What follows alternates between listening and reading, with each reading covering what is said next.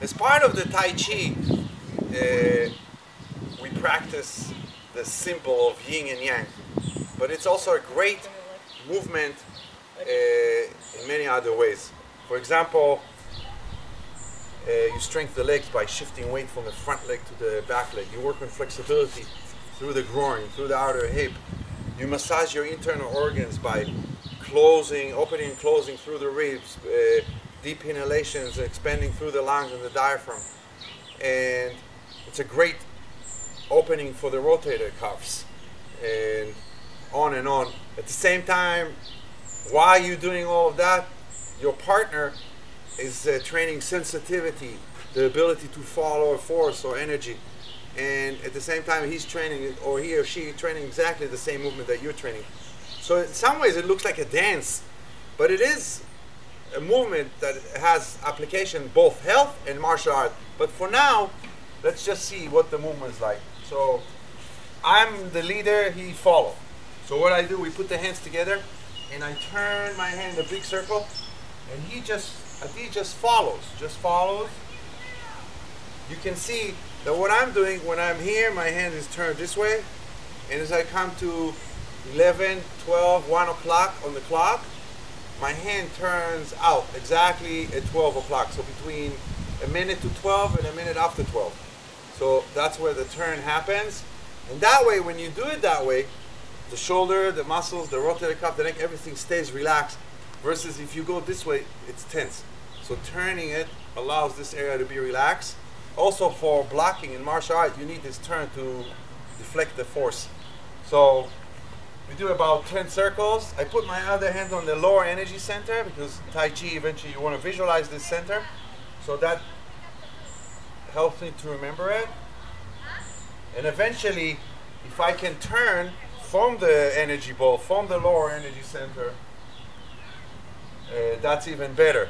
Over time, you may add stretch the balls, relax the balls. So the crossbow and the long bow.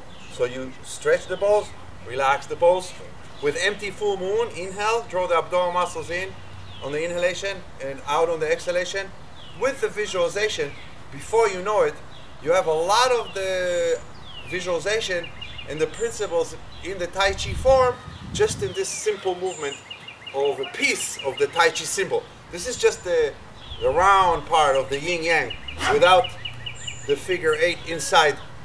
So this is just first practicing the big round part of the yin yang symbol. So again,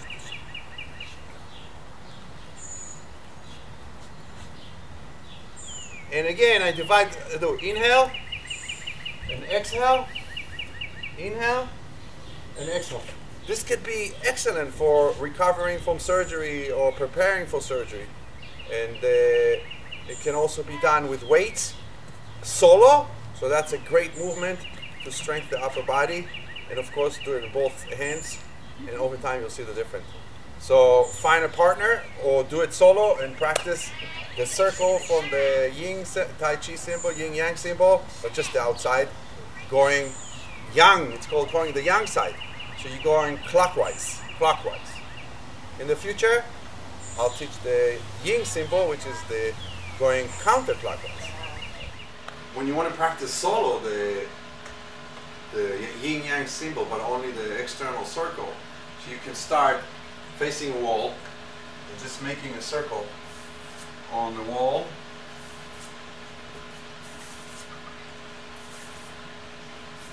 Trying to integrate all the principles I talked about. The empty full moon, inhale, draw the abdominal muscles in on the inhalation, out on the exhalation. Stretching the bows on the inhalation and releasing the bows on exhalation. Turning the hands in and turning the hand out, the right timing. And over time, start with maybe a light weight. Of course, on both sides. And then as you get stronger, you can move on to a little heavier weight.